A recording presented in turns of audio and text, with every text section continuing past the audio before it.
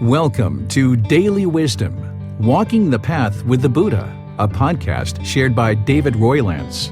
This podcast is dedicated to guiding you to completely eliminate the discontent mind and the suffering it causes by attaining enlightenment.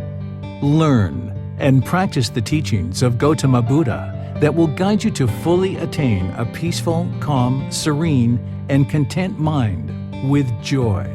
To support this podcast, visit patreon.com/support Buddha or visit buddhadailywisdom.com, where you will discover a full range of courses, retreats, and online learning resources to assist you on the path to enlightenment. Now, here's our teacher to share more.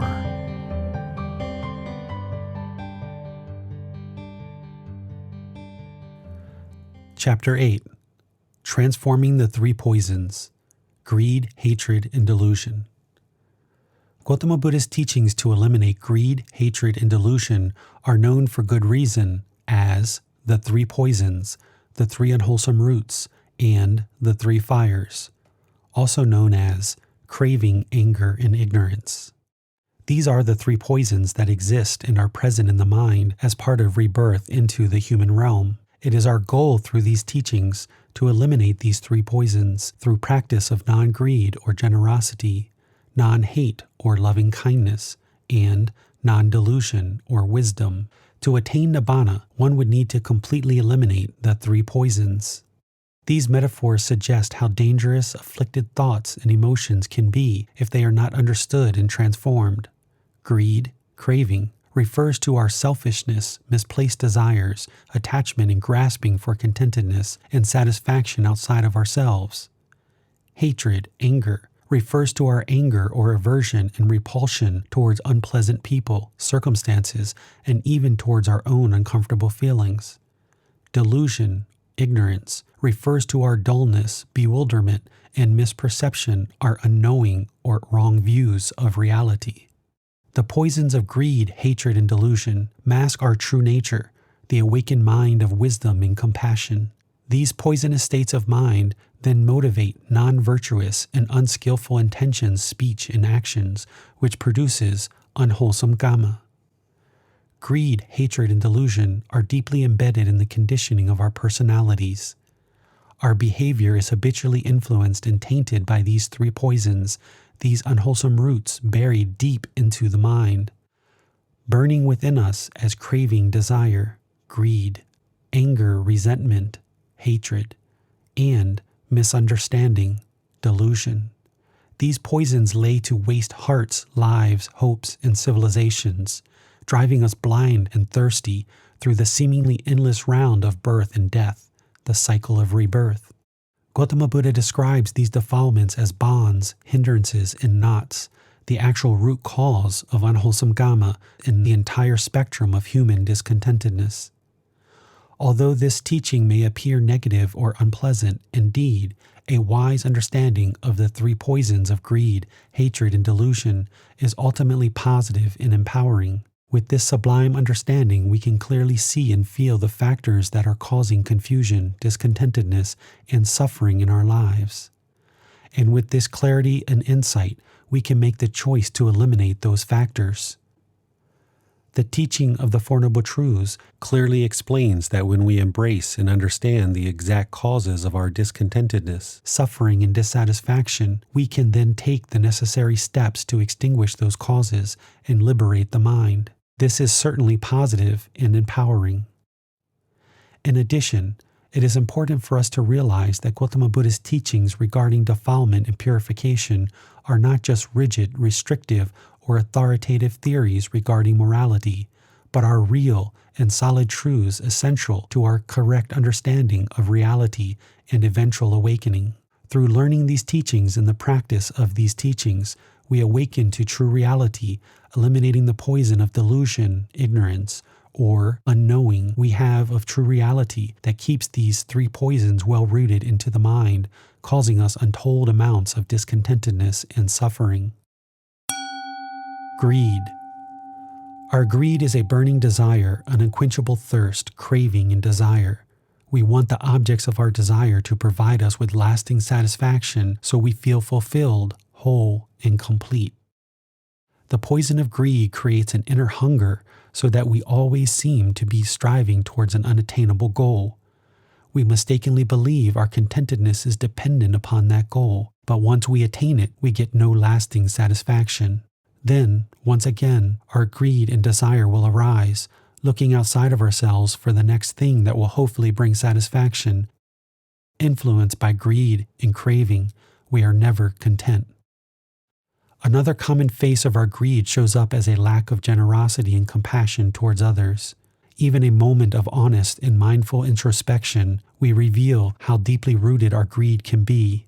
We can experience the symptoms of our greed appearing in even the most trivial instances, and of course, greed can manifest itself in even more compulsive and destructive ways as well. We always seem to want more. We want bigger and better. We want to fulfill our insatiable inner hunger and thirst, craving. This type of greed affects our personal lives, our professional lives, and the domain of international business and politics. Global conflict and warfare, as well as destruction of our precious environment, are obvious results of our corporate and political greed. Our greed, craving, and thirst affects each of us on a personal and global level. Our greed is an endless and destructive cycle that only causes discontentedness and suffering in its wake. Greed can be defined as the excessive craving and desire which includes desire for wealth, food, fame, power, possessions, relationships, etc. Wealth is currency, gold, silver, land, and items of luxury. Some cultures do not exchange in currency but rather food, so greed may manifest in terms of their accumulation of food in those cultures. Power can be accumulated to feed an ever-hungry ego that serves us no wholesome purpose. Hatred. The symptoms of hatred can show up as anger, hostility, dislike, aversion, or ill will, wishing harm or suffering upon another person. With aversion, we habitually resist, deny, and avoid unpleasant feelings, circumstances, and people we do not like. We want everything to be pleasant, comfortable, and satisfying all the time. This behavior simply reinforces our perception of separation. Hatred or anger thrusts us into a vicious cycle of always finding conflict and enemies everywhere around us. When there is conflict or perceived enemies around us, the mind is neurotic, never calm, and we are endlessly occupied with strategies of self-protection or revenge. We can also create conflict within ourselves when we have an aversion to our own uncomfortable feelings. With hatred and aversion, we deny, resist, and push away our inner feelings of fear, hurt, loneliness, and so forth, treating these feelings like an internal enemy. With the poison of hatred, we create conflict and enemies in the world around us and within our own being. We cannot benefit from openness to all people and situations that could potentially be helpful in our life journey. We sabotage ourselves through the unwholesome mental state of hatred and anger caused by our own attachments. No one can cause us hatred or anger, we cause it ourselves. Because we cause our own hatred or anger through the pursuit of Nibbana, we can eliminate 100% of our hatred and anger. Delusion. Delusion is our wrong understanding and wrong views of reality. Delusion is our misperception of the way the world works, our inability to understand the nature of things exactly as they are, free of perceptual distortions. The mind does not understand it causes its own discontentedness and how to eliminate the discontentedness, the Four Noble Truths, the way leading to the complete elimination of discontentedness, the Eightfold Path, the natural law of Gama, or how to significantly reduce one's unwholesome Gama, the 5 precepts, etc. Influenced by delusion, we are not in harmony with ourselves, others, or with life. We are not living in accordance with these teachings. Affected by the poison of delusion, which arises from ignorance of our true nature, we do not understand the interdependent and impermanent nature of life. Thus, we are constantly looking outside of ourselves for contentedness, satisfaction, and solutions to our problems. The word, delusion, ignorance, was not used in a derogatory way by Gotama Buddha as the word is used today. Instead, Gotama Buddha was describing that the mind is unknowing of true reality and is misunderstanding the natural laws of existence. This outward searching creates even more frustration, anger, and delusion. Because of our delusion, we also do not understand the virtuous, life-affirming actions that can create contentedness, nor do we understand the non-virtuous, negative, and unwholesome actions that create discontentedness. Wholesome actions are described as any actions that do not conflict with the Eightfold Path or the 5 precepts. Again, our delusion binds us to a vicious cycle where there does not appear to be a way out. Transforming the 3 poisons. For countless eons, we have been influenced and motivated by our greed, hatred, and delusion, being reborn as various beings throughout the realms of existence. Therefore, this work of purification and transformation of the mind cannot be rushed despite our impatient demand for quick results. This work requires patience, care, persistence, and deep compassion for ourselves and others through a life practice. Gotama Buddha taught us that the poisons of greed, hatred, and delusion, which cause so much suffering, can indeed be purified and transformed. We can break the chain of discontentedness and unwholesome kama and live a content, fulfilling life. Gotama Buddha's teachings tell us that enlightenment is our true nature and will naturally shine forth through the purified mind.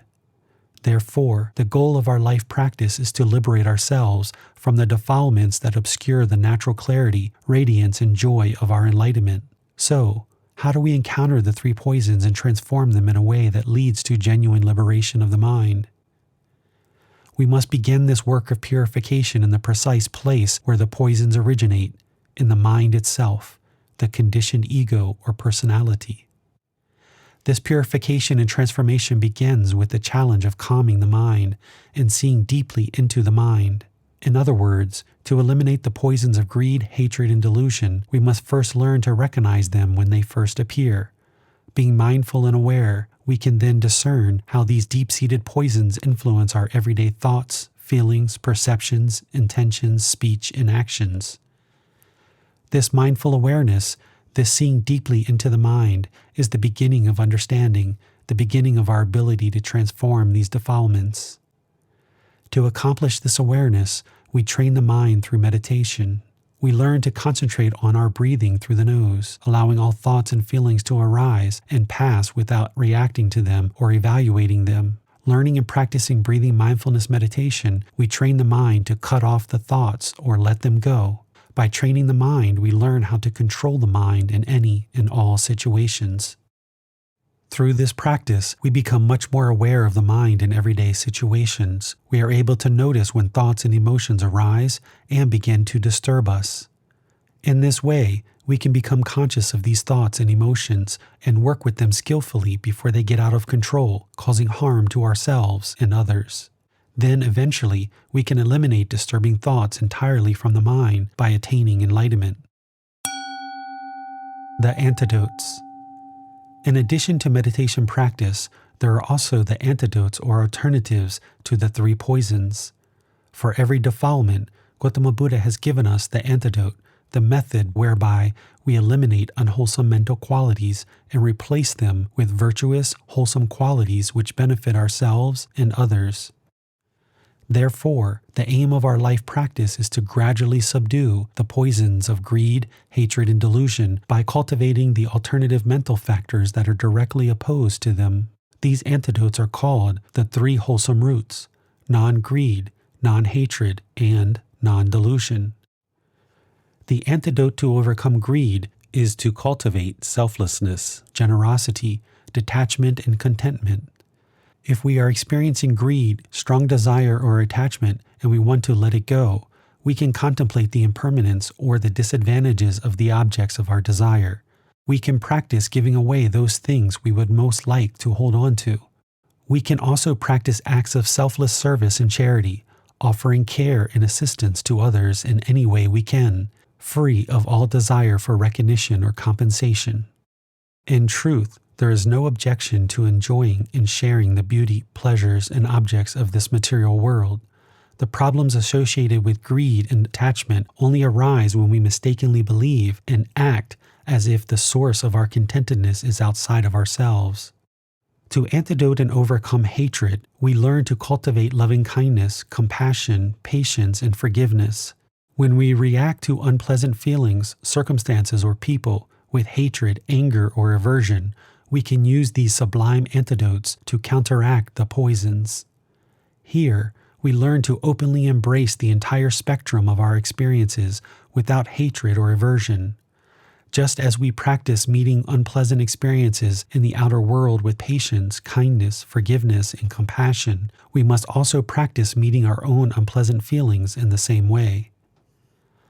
Our feelings of loneliness, hurt, doubt, fear, insecurity, inadequacy, depression, and so forth all require our openness and loving kindness. The challenge in our life practice is to soften our habitual defenses, open our heart, and let go of hatred, aversion, and denial. In this way, we can meet and embrace ourselves, others, and all inner and outer experiences with great compassion and wisdom. To antidote and overcome delusion, we cultivate wisdom, insight, and right view, learning to experience reality exactly as it is, without the distortions of our self-centered desires, fears, and expectations. We free ourselves from delusion.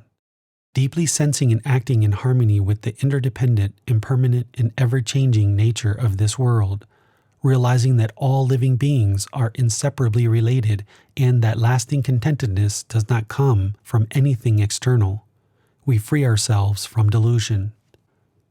As we develop a clear understanding of Kama, knowing the positive, wholesome actions that bring contentedness and the negative, unwholesome actions that bring discontentedness, we cultivate the wisdom, insight, and right view that free us from delusion. By studying the teachings and applying the teachings properly in our lives through a life practice, we will gradually wear away even the most stubborn habitual behaviors, fully liberating ourselves from stress, discontentedness, and suffering. Gotama Buddha calls this the taintless liberation of the mind. The sublime peace, wisdom, limitless awareness, unity, and bliss of Nibbana shines forth as our essential true nature when the three poisons of greed, hatred, and delusion have finally been extinguished through our life practice with non-greed or generosity, non-hatred or loving kindness, and non-delusion or wisdom. Simile of a man were wounded by an arrow thickly smeared with poison. The following is a translation from the Pali Canon, the source of Gotama Buddha's teachings. Suppose, Malankaputta, a man were wounded by an arrow thickly smeared with poison, and his friends and companions, his kinsmen and relatives, brought a surgeon to treat him. The man would say, "I will not let the surgeon pull out this arrow until I know whether the man who wounded me was a noble or a Brahmin or a merchant or a worker."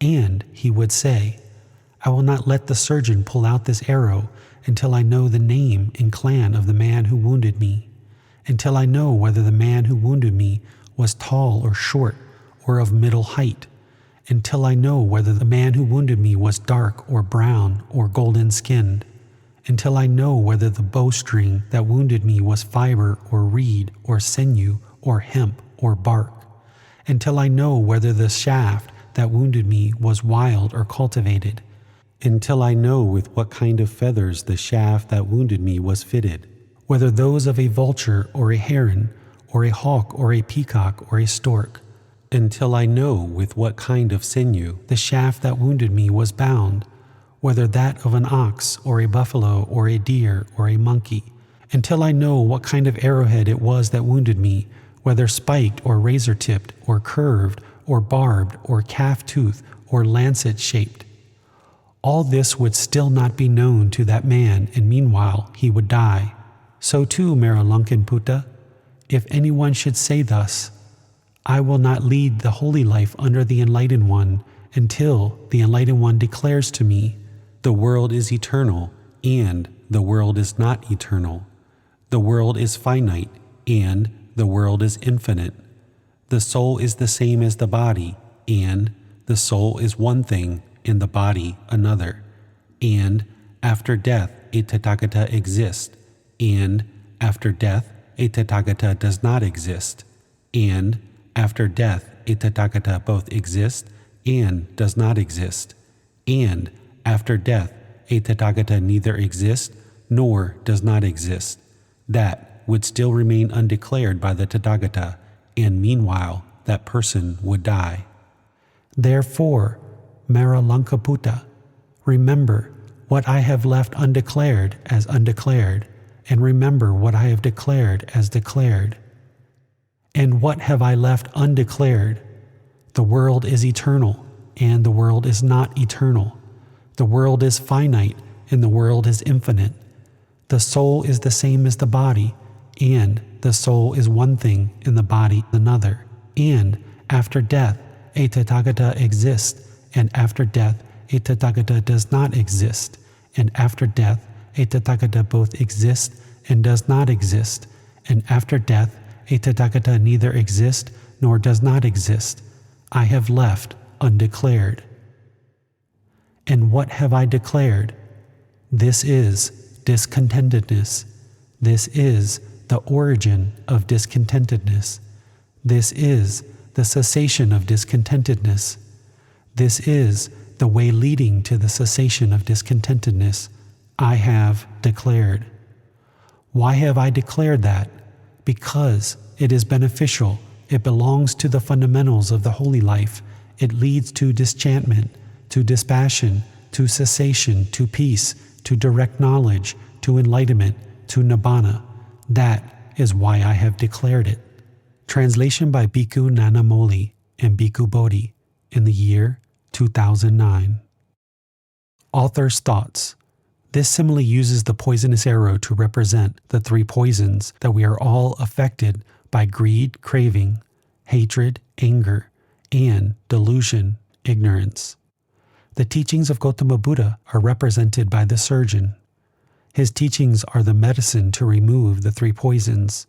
But if we expect to know all the answers that lead to the removal of the three poisons prior to practicing these teachings, which would remove these poisons, then surely we will die before the poisons are removed.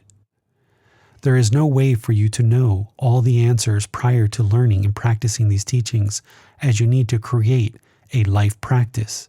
Each day you build more and more wisdom in your life practice to gradually attain Nibbana. If you expect to know all the answers prior to practicing these teachings, surely you will die before the poison is removed, and thus be reborn to once again experience life in a new realm, most likely not the human realm. Gotama Buddha left certain questions undeclared because they do not lead to liberation of the mind. But the teachings he did declare do lead to complete liberation of the mind, namely starting with the Four Noble Truths, as mentioned in this simile. The end of each chapter will have learning resources for further exploration. You will be able to explore videos, podcasts, quizzes, etc. to deepen your learning of the content you read in each chapter. Please see the ebook for more details on these resources. As you have questions or need clarification on these teachings, you are welcome to post those into the Facebook group Daily Wisdom, Walking the Path with the Buddha, or contact the author privately for in-depth learning. Daily Wisdom, Walking the Path with the Buddha. Facebook.com/groups/Daily Wisdom 999. Thank you for listening to this podcast. To provide support for this podcast, visit patreon.com/support Buddha. To access more teachings, visit buddhadailywisdom.com. There, you will discover a full range of courses, retreats, and online resources to assist you on the path to enlightenment. Remember to establish a daily, consistent meditation practice, along with learning and practicing these teachings. A well-developed meditation practice is the foundation in which to train the mind to attain enlightenment.